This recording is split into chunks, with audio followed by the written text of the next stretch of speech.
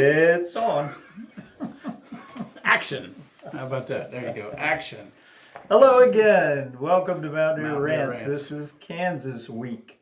We're going to give you the preview of the Kansas game. We finished with the Pitt game. You've probably seen our review. If not, check it out. Yes, please. And for our background information, our scout du jour is Terry.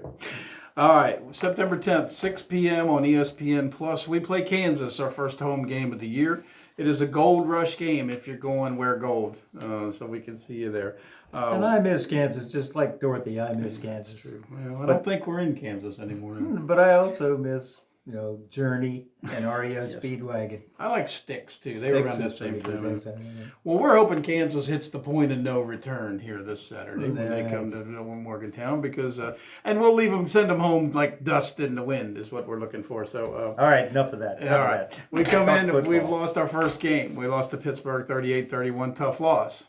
So we're coming home to our first home game. I'm really looking forward to see how these guys respond to the first home game. Kansas is not the pushover they used to be, though. Let's do the negative first. We played Kansas all the way back to 1941. Yes. We've won 10 out of the 11 games, 9 straight. Last year, they only won 2 out of their 12 games. But one of them was Texas, though. One of them was Texas, and they seem to be getting better towards the end of the year. Yes. But historically, they're like 3-9, 3-9, 4-6, 2-10. Yes. They just don't have the record, and so nobody's given them the respect. The plus for Kansas is they do seem to be turning it around. They've got a new coach. They're on the upswing. They lost like 20 players to the transfer portal, but he's put like 26 new players on, and he used the transfer portal well enough that it's ranked like 25th in the country. They brought in an influx of talent, for sure. And he's got some ball players there. Now, as much talent as West Virginia, I don't think so. They're excited. They got good fans, at least in football. And and they're on the upswing. So tell us why they're going to beat us. Well, we're favored by 13.5, 13.5, and you've seen that line jump anywhere from 16 to 17 and some. The way they beat us, if they beat us, would be we'd have to make a lot of mistakes, and their players would have to make plays. And they've got a couple players that can make plays. Their quarterback, Jalen Daniels, number 6. Interestingly enough, Jalen Daniels is the quarterback for Kansas. JT Daniels is the quarterback for West Virginia. So Jack Daniels will be in the stands. In the stands, there'll be a lot of that. So there'll be lots of Daniels at the game. He's a good ball player. He's an athlete. He can run, but he looks first to pass. And he had a pretty good season last year. He did throw 1 touchdown, but threw 1 interception in their game against Tennessee Tech. You wouldn't expect him to throw any interceptions against Tennessee Tech, but Tennessee State, forgive me. But he can play. He makes good decisions, but he is just a sophomore. Last week, as you know, we played Pitt, who was a ranked team in Pittsburgh. They played Tennessee Tech. Tennessee State. Actually, I mixed it up, so I'm sorry. I apologize. That was a 3-8 team from the lower division. They won big time, 56-10. In fact, they only allowed 1 touchdown to Tennessee, and that was in the 4th quarter, and 1 field goal the rest of the time, despite 3 turnovers. So they mauled Tennessee. I thought it was Tennessee Tech. Maybe you're right. However, it's an FCS team that only won 3 games last year. So it's an FCS team, and they're not even really that not good, very memorable. Yes. They got a running back who's a home run hitter. It's a big player, Kansas. Yeah. Devin Neal is his name, number 4. 4 carries for 108 yards against that team they played last week. But he's got speed and he can run. And we didn't play him last year. He was out injured when we played them last year, so we didn't have to face him. But he's a good ball player. But they've got a stable full of running backs. Devin had an 80-yard touchdown run against whoever the hell they played. That Tennessee team. It wasn't University of Tennessee, but it was a State Tech Teachers College. But they use a battalion of running backs. They use like 4 running backs, and most of them are pretty quick. One of them is pretty physical. I guess that's Highshaw. I'm not sure I'm saying his name right. 5 carries, 56 yards, number 20. He's just a sophomore, but he's a big, strong guy. They got kid named number 28, Sevion Morrison, who's a transfer from Nebraska. He's a pretty good runner. And they've got number 8, and this guy we remember from the bowl game. He played for Minnesota last year, ran for over 140 yards against us. And he transferred, and he plays for Kansas now. So they've got a bunch of runners. In fact, they ran for a lot of yards against Tennessee whoever last week, didn't they? Tennessee, they had been 30 carries. They ran for 297 yards. That ranks them at like 9.9 yards a carry and puts them seventh in the nation in rushing yardage. Whereas West Virginia, they rushed for 190 yards against Pitt at about 5.7 yards a carry, which is pretty impressive against the Pitt team. That hadn't and given they up rushed 100 for yards 2 touchdowns, but Kansas had 6 rushing touchdowns in that game. Now, based on that first game, you'd think they like to run the ball a lot, and I think they do, and I think that's what he's trying to develop there. But they got a kid that can throw the ball too, so they've got some talent. In fact, they've got a couple of really good linemen too. The center, Nowitzki is his name's a senior, number 50, and then that left tackle, Earl Bostic, number 68, is a really good lineman too. In fact, last year against us, he caught that 2-point. They put him in eligible and caught a 2-point conversion, so he's athletic too. They have a senior at transfer at left guard. Pooney is his name, number 67. And a couple of sophomores on the right side.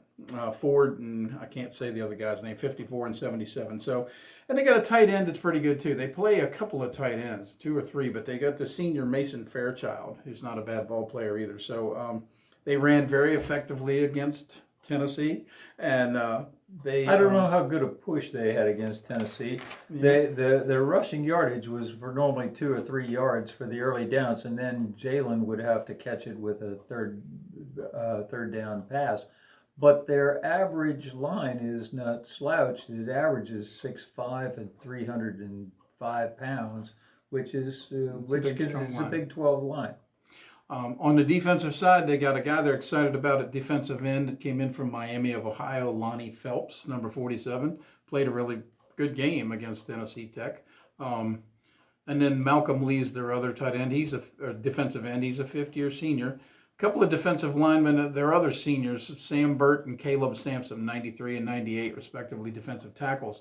One of the things I read is that, they tell you that Kansas never looked like a major college or a Big 12 defense because their line was always small and undersized and was getting pushed around by a lot of people. Well, that's a little different this year. Now, how deep they go, I don't know, but they've got a pretty stout line up front. Now, again, it's all on limited information based on the team they played. One of the guys was supposed to have jumped from 250 to almost 300 pounds. Yeah, so but you win a lot of these games in the weight room, and that's what's going to take time to develop. But that's what Leopold is trying to develop. That is what he's doing, for sure.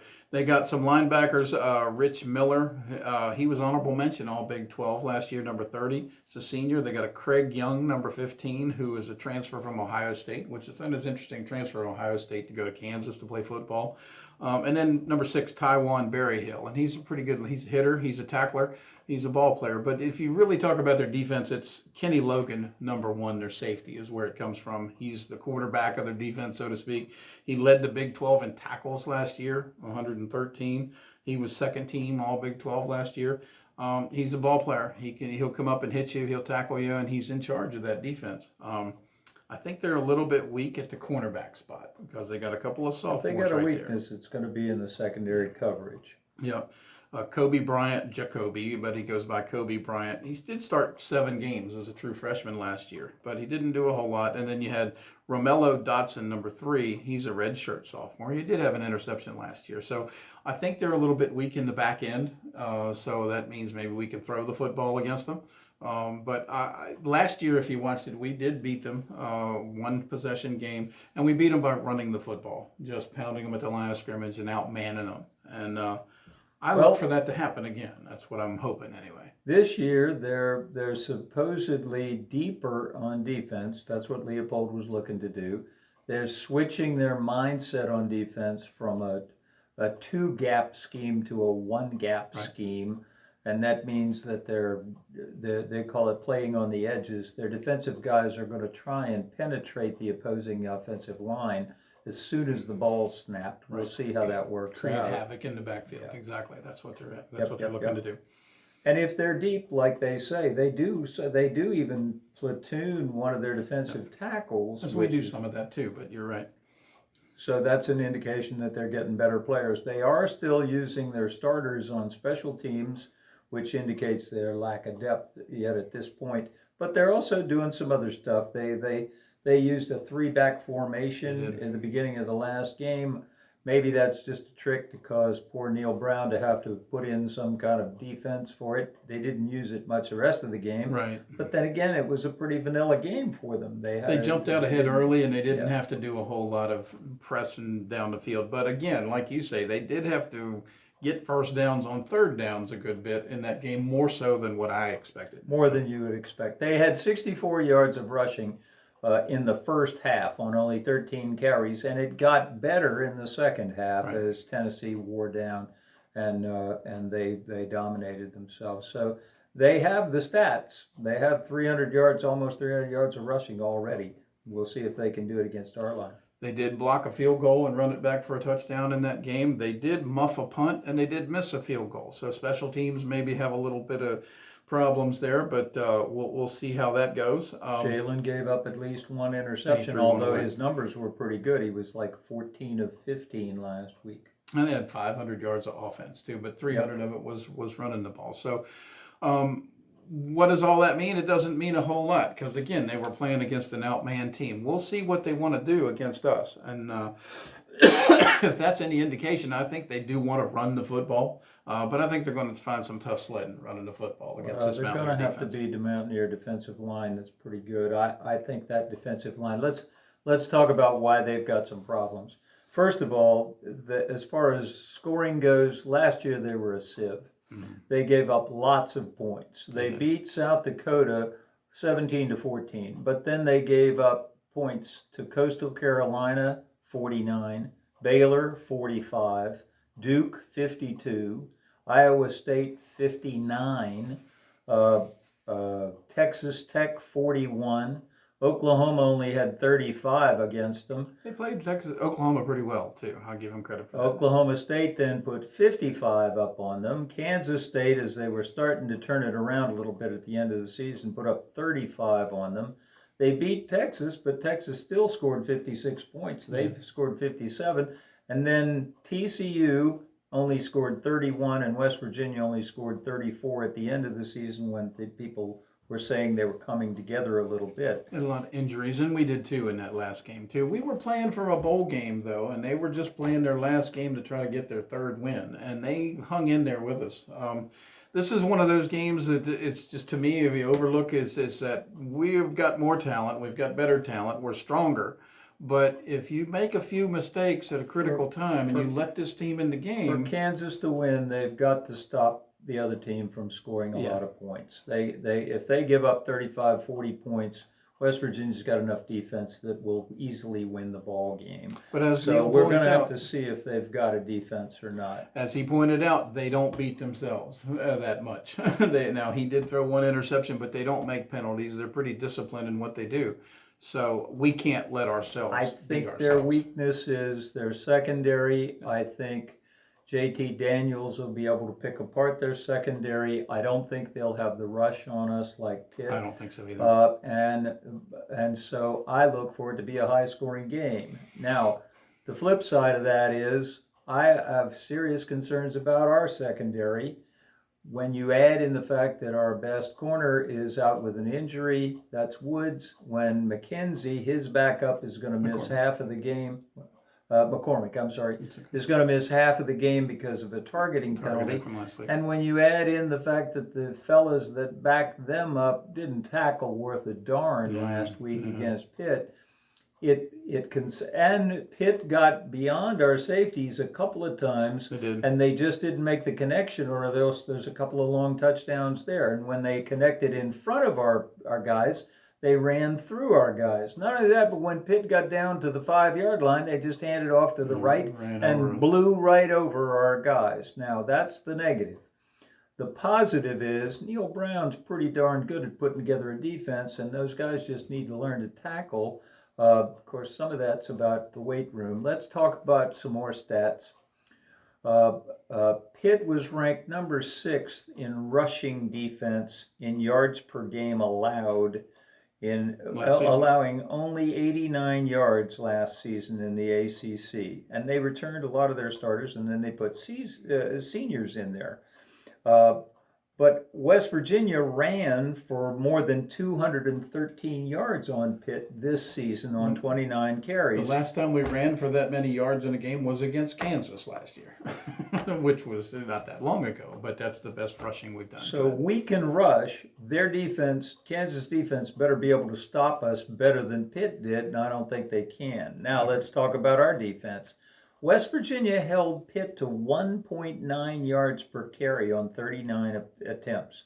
1.9 yards is a pretty impressive defensive line. And I don't know that Kansas can put a running attack. They're a little quicker, but I don't know that they're going to be as physical as They do Pitt some was. things differently, I agree, but they don't have the big, strong, move them out of the way kind of guys. They're more of a zone block scheme type of thing.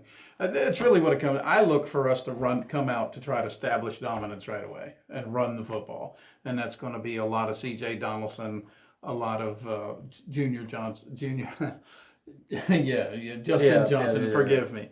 And a lot of Tony Mathis. I think we're going to try to do that, establish that right away. If we can establish that, then we'll put this game away early. I think West Virginia clobbers Kansas. I think we probably block a field goal or a punt. I believe we probably score at least 2 scores more than them and maybe more than that. I think if Kansas makes a mistake, it could be a rout, even though neither of these coaches are the type that will run it up. They don't. I think West Virginia wins this one going away, and I tell people take the over because there's going to be a lot of points scored. Now, having said that, our receivers have to catch the ball. Mm-hmm. We have to stop the dumb penalties, and our defensive secondary has to learn to tackle. Yeah. If that happens, I think we beat a very vanilla Kansas team. This is Kansas. This is where they put an X right beside vanilla ice cream, because some people might think it's too spicy. That's right. Be careful. No, we'll see. I think it's the only way we lose this, we would have to give it away. I don't think we give it away. I think we lost to bad teams last year because we were out of position or we turned the ball over. Yes, we're always capable of doing that. West Virginia is not so good that they can show up half play and win. They're going to have to play like they did last week, but I think they will. West Virginia, at least a 10-point win. Mark it down. I'm with you. Don't forget, like and subscribe, and look for us next week on the wrap-up show.